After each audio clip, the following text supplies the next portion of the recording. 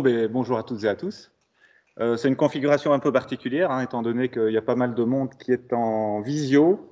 Donc, je vais cantonner derrière mon petit pupitre, ce qui est très inhabituel pour moi. J'ai plutôt tendance à me déplacer, mais ça va bien se passer. Alors, très rapidement, avant d'attaquer le vif du sujet, pour ceux qui ne me connaissent pas, je m'appelle Guillaume Tirtiot, je suis ingénieur civil de formation, pilote de ligne. Je suis formateur CRM, donc ça, on va voir ensemble de quoi il en retourne pour ceux qui ne sont pas familiers de cette notion-là. Je fais du coaching et je suis l'auteur d'un livre qui est sorti en octobre 2019, dont le titre est Mieux réussir ensemble, et dans lequel je partage les bonnes pratiques de l'aviation civile, dont certaines qu'on va survoler aujourd'hui, en termes de fonctionnement d'équipe, dans le but d'atteindre une performance, la performance étant à définir en fonction du collectif en question, et dans le but de partager tout ce que l'aviation civile a mis en place avec d'autres domaines professionnels. J'interviens dans le nucléaire, le ferroviaire, la santé, bientôt dans des écoles. Donc on m'a demandé d'aller former des directeurs d'école à mieux réussir ensemble. Donc voilà, c'est assez vaste parce qu'en fait, on se rend compte que les problèmes sont les mêmes partout. C'est juste qu'on a eu la chance dans l'aviation civile de les prendre à bras-le-corps il y a maintenant 4 décennies. Alors, comment je suis tombé là-dedans? Eh bien, je vais vous raconter une petite histoire qui m'est arrivée en 2006. À l'époque, j'étais commandant de bord chez TNT. Et chez TNT, on faisait quelques vols passagers. Et un jour, j'étais commandant de bord d'un vol à destination de Catane, en Sicile. Alors, pourquoi je vous montre cette carte? C'est une carte aéronautique sur laquelle vous pouvez voir en brun le relief. Donc, au centre de l'écran, vous avez les petites indications Catania et vous avez la piste au centre du cercle rouge. Et puis, autour, vous avez du relief parce qu'au nord de Catane, il y a l'Etna. Et puis, il y a toute une série de reliefs volcaniques qui entourent la ville de Catane et donc l'aéroport. À l'époque, je suis jeune commandant de bord, j'ai 28 ans et je me retrouve sur cette approche c'est la première fois que je vais sur cet aéroport et je me retrouve trop haut et trop vite. C'était moi qui étais aux commandes, mon copilote m'assistait. Et trop et trop vite, ça veut dire quoi? Ça veut dire que la piste ayant une longueur déterminée, c'est pas super bien engagé. Et donc là, il y a toute une série de discours internes qui se mettent en place. T'es trop vite? Oui, mais ça va le faire. Si tu fais une remise de gaz quand même, tu auras loupé ton truc. Alors que quand on regarde avec plus de recul, la remise de gaz, dans certaines situations, c'est la bonne solution. Et donc, j'étais dans un dilemme, on va dire, en train d'approcher la piste.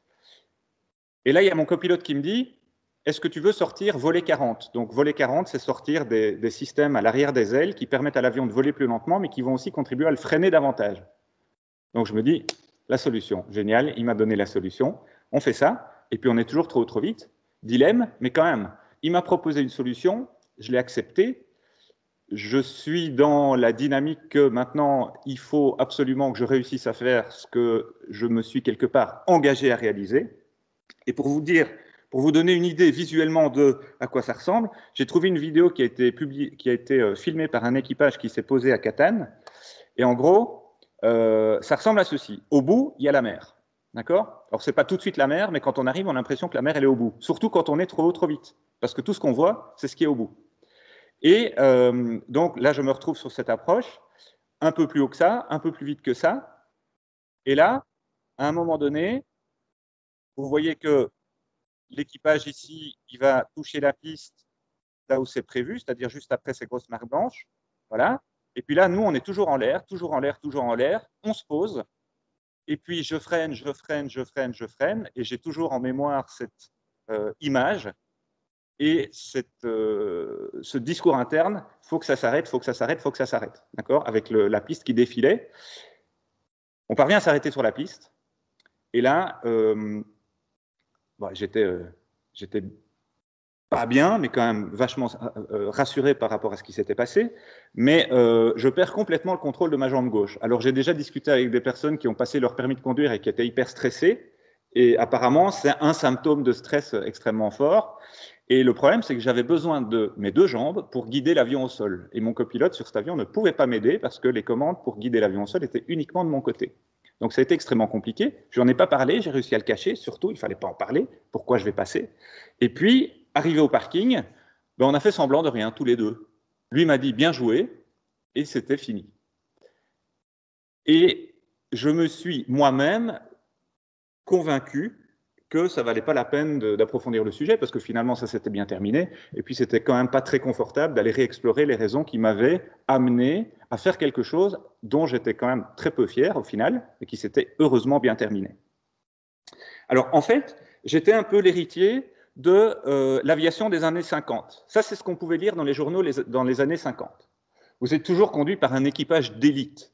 Alors, pour vous lire une phrase spécifique, c'est les pilotes sont formés à la difficile école des navigants d'Air France qui admet exclusivement la candidature d'aviateurs exceptionnels et ne leur décerne des brevets qu'après de longs mois d'entraînement. Donc, c'est vraiment l'élite. L'élite, bah, ça réussit. Il n'y a pas d'autre solution. C'était l'aviation des années 50, donc juste après les années 40, juste après la Deuxième Guerre mondiale. Et en fait, les pilotes qui étaient dans les cockpits dans les années 50, c'était les rescapés de la Deuxième Guerre mondiale. C'était les pilotes qui avaient risqué leur vie et qui avaient réussi à revenir en vie et qui peignaient sur leur avion une cocarde à chaque fois qu'ils avaient réussi à descendre un avion ennemi. Donc on était vraiment dans une époque des héros. Et puis, dans cette époque des héros, il y avait quelque chose, alors ça, là on avance dans les années, mais années 70, l'erreur était inacceptable. Et d'ailleurs, on avait des bouquins qui étaient publiés de temps en temps. Il y a des erreurs impardonnables. L'erreur est inacceptable. Alors, qu'est-ce que ça a comme conséquence, le fait de considérer que l'erreur est inacceptable? Eh bien, on part du principe que les bons professionnels ne font pas d'erreur. Okay? Du coup, il ne faut pas les avouer. Parce que quand j'en fais une, étant donné que je ne suis pas supposé en faire, il ne faut surtout pas que je le dise. Résultat, on ne voit pas les erreurs que les autres ont fait. La structure, l'organisation ne voit pas les erreurs, toutes les erreurs qui se passent au sein de l'organisation, vu qu'elles sont cachées. Donc, on ne peut pas mettre en place des mesures correctives pour faire en sorte qu'il y ait moins d'erreurs qui se produisent. Parce qu'on le verra dans un instant, l'erreur n'est pas uniquement le fait de l'individu. L'erreur est le fait du système. Résultat, eh bien, les erreurs génèrent beaucoup plus facilement des événements graves, des conséquences graves, parce qu'on n'a pas pris le soin, parce qu'on ne s'est pas donné les moyens de corriger ce qui pourrait faire en sorte que moins d'erreurs se produisent. L'erreur devient une faute, donc il y a une notion de jugement, une notion de culpabilité, et on est dans un cercle vicieux qui est complètement à l'opposé, qui va complètement à l'opposé d'une performance en sécurité.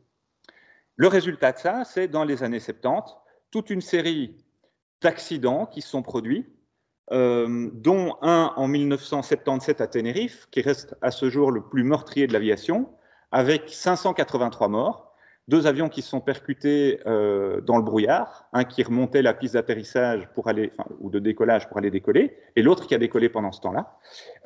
Donc, manifestement, ça ne fonctionnait pas. Et à la suite de ça, à la suite de tous ces accidents, parce que dans les années 70, il y en a eu toute une série, eh bien, il y a eu la compagnie, vous voyez l'accident de Portland, l'avant-dernier, en 1978. C'est un équipage qui essayait de déterminer si son train d'atterrissage était sorti et qui a tout mis en œuvre, parce qu'ils avaient une indication comme quoi le train d'atterrissage n'était peut-être pas sorti, et ils ont tout mis en œuvre pour vraiment bétonner la situation. Ils ont exploré toutes les possibilités, ils se sont préparés à un crash landing, donc un atterrissage où le train ne serait pas complètement sorti, etc.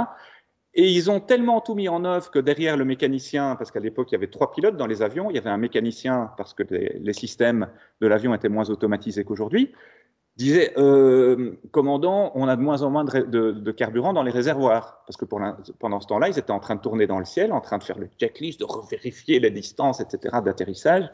Et à un moment donné, ils ont commencé à avoir les moteurs qui sont éteints parce qu'il n'y avait plus de carburant. Donc le mécanicien navigant et le copilote qui en avait pris conscience n'ont pas été capables de faire passer leur message au commandant de bord pour lui dire « Écoute, maintenant, il faut qu'on se pose, parce que sinon, on se crache. » Et c'est ce qui s'est passé. Fort heureusement, ils étaient ils avaient le train d'atterrissage qui était sorti et ils se sont posés plus ou moins dans une aire résidentielle à l'extérieur de Portland. Alors tout le monde n'est pas mort, mais quand même, ça a fait des dégâts. Et à la suite de cet accident, la compagnie United Airlines a été la première qui a dit on ne peut pas continuer dans l'aéronautique à fonctionner comme ça. Donc on va essayer de comprendre ce qui se passe. Ils se sont associés, ils ont demandé à la NASA de les aider. La NASA avait quand même réussi en 69 à envoyer un équipage sur la Lune, donc ça c'est pas rien, hein. C'est autre chose que de faire un vol de New York à Portland.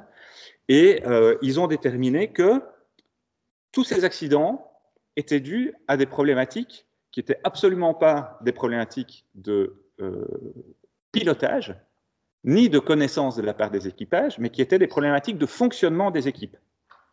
Alors, qu'est-ce qu'ils ont déterminé comme problème, précisément à l'époque? Il y avait le fait qu'il y avait une gestion des priorités qui était problématique. Un petit problème technique qui menait finalement à une aggravation de la situation à cause du fait qu'on ne priorisait pas suffisamment ce qui était important. Il y avait des problèmes de leadership et de surveillance entre les membres d'équipage. Aujourd'hui, c'est ce qu'on fait systématiquement dans un cockpit. Si mon collègue fait quelque chose, je vérifie. Et il ne va pas s'offusquer que je vérifie, parce que c'est comme ça qu'on fonctionne. Parce qu'on sait aujourd'hui que, on va y venir après, l'erreur est humaine. Et il faut travailler avec, il faut mettre en place des parades une fois qu'on a accepté ce paradigme-là. Des problèmes de délégation, des problèmes d'assignation de responsabilité, je vous l'ai déjà dit, mais il le répétait dans le rapport, des problèmes de priorisation, des problèmes de communication et aussi de communication au niveau de ces objectifs. Qu'est-ce qu'on va faire ensemble, hein? Briefer ce qu'on va faire. Est-ce qu'on est tous d'accord sur le fait qu'on va se lancer là-dedans? Est-ce que tout le monde a compris? Est-ce que quelqu'un a des questions, des objections, des suggestions, des remarques? Une incapacité à utiliser les informations qui étaient disponibles dans l'environnement. Et enfin, on a déjà mentionné avant, une incapacité à monitorer, donc à surveiller. Et ce n'est pas vraiment de la surveillance, c'est juste s'assurer que l'autre ne commet pas d'erreur, parce que quelque part, c'est important qu'on y arrive ensemble. Et donc, fort de ces constats, United Airlines a, dans les années 80, créé un concept qu'ils ont appelé le Cockpit Resource Management, le CRM. D'accord ? À l'époque, cockpit pour les pilotes et le mécanicien navigant. Donc uniquement l'équipage technique. Depuis lors, on parle de Crew Resource Management, parce qu'en fait, on a tout l'équipage commercial qui est dans l'avion, ce sont aussi des professionnels de l'aviation, ils ont l'habitude de passer leur vie dans des cockpits, dans des avions, de reconnaître une odeur inhabituelle, un bruit inhabituel, quelque chose qui leur semble bizarre. Il faut absolument qu'ils se sentent invités, obligés même, à en faire part aux pilotes, parce qu'il y a eu des accidents dans l'histoire de l'aviation, à cette époque-là, et encore malheureusement parfois aujourd'hui, où quelqu'un dans l'équipage, peut-être une toute jeune hôtesse, qui a 6 mois de boîte, s'est rendu compte que, tiens, c'est bizarre, c'est pas comme d'habitude, n'a pas osé en parler à sa hiérarchie à cause de problématiques de manque de leadership, et puis ça a eu des conséquences dramatiques derrière. Alors, comme je vous le disais, en parallèle avec la création du cockpit et puis Crew Resource Management, il y a un autre paradigme qui est apparu, c'est le droit à l'erreur. C'est dingue, les humains font des erreurs, il faut le reconnaître, et il faut l'accepter, et surtout, il faut le prendre en compte dans la manière dont on va fonctionner ensemble. Alors, la taxonomie ici, elle n'a aucun intérêt, c'est juste pour vous montrer qu'il y a des personnes, il y a des chercheurs qui se sont intéressés en analysant toute une série d'accidents à se poser la question, mais tiens, quel est le type d'erreur que les gens ont tendance à faire dans telle et telle situation? Or, en gros, c'est relativement simple, hein. Il y a les erreurs de connaissance. Si je ne sais pas, j'essaye, et puis si je me trompe, je ne savais pas, donc au moins j'ai le mérite d'avoir essayé. Il y a les erreurs de règles, c'est-à-dire qu'un exemple, c'est que j'applique une règle, mais j'ai mal identifié la situation, et donc ça va avoir des conséquences néfastes. Et puis, il y a les skill-based mistakes. Alors ça, c'est intéressant. Ce sont les erreurs qui sont des erreurs de routine, c'est-à-dire que j'ai bien identifié la situation, je sais comment la traiter, mais en fait, je fais ça de manière tellement automatique qu'à un moment donné, je me gourre. Et ça, ce sont, comme on le voit, et c'est encore le cas aujourd'hui, la plus grande partie des erreurs qu'on commet.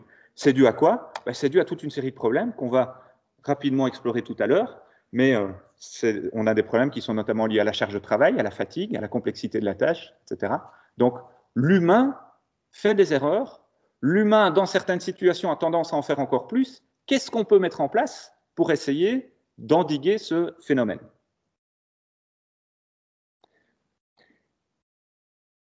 C'est très rassurant de savoir qu'on fait des erreurs. Et il y a plusieurs manières de traiter une erreur. Ceci, c'est une photo qui a été prise le 14 juillet 2018. Donc là, vous pouvez imaginer, je pense que c'était déjà Macron. Oui, c'était Macron. Macron, dans sa tribune présidentielle, qui va trouver son général des armées et qui lui dit, le mec là, il est con ou quoi, demain tu me le vires. Heureusement, le général des armées, et dans la plupart des armées des pays occidentaux, sait que le problème, c'est pas le gars. Le gars, il a juste fait une erreur et ça peut arriver. Le problème, c'est probablement le système qui est autour, et on va y venir dans un instant. Donc, il va dire à Macron, oui, demain, il n'est plus là, mais en fait, ce qu'il va faire, c'est qu'il va appeler le commandant de la base et il va lui dire, qu'est-ce qui s'est passé? Essayez un peu de déterminer ce qui s'est passé, parce qu'il ne faudrait pas que ça se reproduise. Et l'autre, comme il sait très bien que ça ne sert à rien de punir, de blâmer, de virer le gars, parce que le suivant qu'on va mettre là, il saura en plus que son prédécesseur s'est fait virer, donc il sera comme ça, donc il sera encore plus enclin éventuellement à faire une erreur. Le commandant de la base, eh bien, il va faire en sorte de mener une enquête qui aura pour objectif, non pas d'analyser l'erreur en tant que conséquence, mais d'analyser l'erreur en tant que mécanisme. Qu'est-ce qui l'a conduit à commettre cette erreur et comment est-ce qu'on peut faire en sorte à l'avenir que ça ne se reproduise pas? Alors, je vous parlais là d'une approche plus systémique. Ce n'est pas l'individu qui est en cause, c'est l'individu au sein du système dans lequel il évolue. Et là, on arrive dans les années 90. Dans les années 90, vous avez peut-être déjà entendu parler de James Reason avec le modèle du fromage suisse. Il a publié un bouquin qui reste intéressant, L'erreur humaine. Il en a publié 4. Celui-là est particulièrement intéressant. Et voici le schéma que lui propose. L'encadré rouge, ce sont les défaillances patentes, ce sont les erreurs actives. Donc, c'est l'erreur humaine involontaire ou alors la négligence, la violation. C'est-à-dire, je décide de ne pas suivre la règle que je suis supposé suivre. Là, on est dans une toute autre dynamique. Si on se cantonne à l'erreur, l'humain va, dans un environnement, commettre des erreurs. Et on va se poser la question, mais tiens, quels sont les facteurs à l'origine de l'erreur? Peut-être qu'il y a surmenage, peut-être que le matériel qui est à sa disposition n'est pas adapté, peut-être qu'il n'avait pas toutes les informations, peut-être que l'environnement dans lequel on lui demande de réaliser ce qu'il est supposé réaliser n'est pas adapté. Donc en fait, on a toute une série de facteurs, de préconditions à l'erreur qui vont être analysés et on se rend compte que si on parvient à corriger certaines de ces préconditions, on n'aura plus les erreurs. Par contre, si on se contente de virer le mec qui a commis l'erreur, les préconditions étant toujours là, il y a toutes les chances que son successeur commette exactement les mêmes erreurs. Et puis, on a aussi les facteurs latents, ce que James Reason appelle les facteurs latents, c'est-à-dire, mais qu'est-ce que l'organisation globale, dans son fonctionnement, dans son leadership, dans ses valeurs, va avoir comme impact sur tout ce qui s'ensuit, sur les facteurs à l'origine d'erreurs, sur les défaillances, et qu'est-ce qu'on peut mettre enfin en place pour éviter que ça se produise. Donc, quelles sont les différentes barrières, les différentes défenses qu'on peut mettre en place pour éviter que ce genre d'erreur ne se reproduise. Et ça, c'est extrêmement vertueux. Aujourd'hui, on en est à ce qu'on appelle, donc on a déjà parlé un peu de facteur humain, donc le fonctionnement de l'humain, on va y revenir dans un instant. On a le fonctionnement de l'organisation, et donc le paradigme qui a vu le jour à ce moment-là, c'est ce qu'on appelle les facteurs organisationnels et humains. FOH, facteurs organisationnels et humains. Et ça, c'est extrêmement vertueux. Là, je vous présente ce que j'appelle la spirale vertueuse des facteurs organisationnels et humains. D'abord, le fait d'analyser le système, le fait de prendre en compte l'impact que le système a sur le fonctionnement de l'individu, ça va avoir un impact super positif sur le bien-être des collaborateurs. Parce qu'on se sent pris en considération, pris en compte. D'accord ? Qu'est-ce que ça va avoir comme conséquence aussi? La satisfaction des clients. Parce qu'à partir du moment où les collaborateurs sont satisfaits, les clients seront satisfaits. C'est Richard Branson, le PDG de Virgin, qui disait « Votre priorité, ce n'est pas vos clients, votre priorité, c'est vos collaborateurs. Si vos collaborateurs sont satisfaits, vos clients seront satisfaits. » Et il a tout à fait raison. Et puis, la troisième chose, important aussi pour l'organisation, quand même, pour le système, c'est la performance économique. Parce qu'il va y avoir beaucoup, beaucoup moins de gaspillage, beaucoup plus d'engagement, beaucoup plus de motivation. Et donc, tout ça, ça va se nourrir. C'est pour ça que c'est réellement une spirale vertueuse. Alors, la dernière étape dans laquelle on est aujourd'hui en aviation, et pas seulement, il y a d'autres industries qui ont atteint ce stade-là, c'est celle de la résilience. Alors, je vais rapidement y passer, mais vous allez certainement y retrouver certains concepts ou certaines situations avec lesquelles vous êtes familières. Il y a un principe qui s'appelle le principe ETTO, Efficiency Thoroughness Trade-off. C'est-à-dire qu'on me demande de faire ça, mais on me donne ça. Et il faut que je le fasse. Il faut que j'arrive à le faire, parce que sinon, il n'y a rien qui va se passer. Donc, en fait, on nous demande d'en faire, et c'est comme ça dans toutes les industries, dans tous les domaines d'activité, de plus en plus avec de moins en moins. Et donc, on doit faire des arbitrages. Et ces arbitrages, ils vont être fonction de notre expertise, de nos préférences, de notre vécu, de toute une série de choses, mais qui ne sont pas écrites. Et donc, ça rend la chose extrêmement difficile. Et puis, on va vous dire, à un moment donné, mais tu n'as pas fait ça alors que tu étais supposé le faire comme ça. Mais oui, mais je n'ai pas les moyens de le faire comme ça. Ah, mais c'était quand même supposé le faire comme ça. Donc, ça peut se retourner contre toi. D'accord ? Donc, on est dans une situation qui est vraiment très peu confortable. Une fois qu'on commence à embrasser le paradigme des FOH, on va se rendre compte que, tiens, mais on leur demande de faire quelque chose, on ne leur donne pas les moyens. Donc, on ne peut décemment pas blâmer la personne qui a commis l'erreur. On va essayer d'aller voir plus en amont qu'est-ce qu'on peut corriger pour faire en sorte de leur donner les moyens d'arriver à faire ce qu'ils doivent réaliser.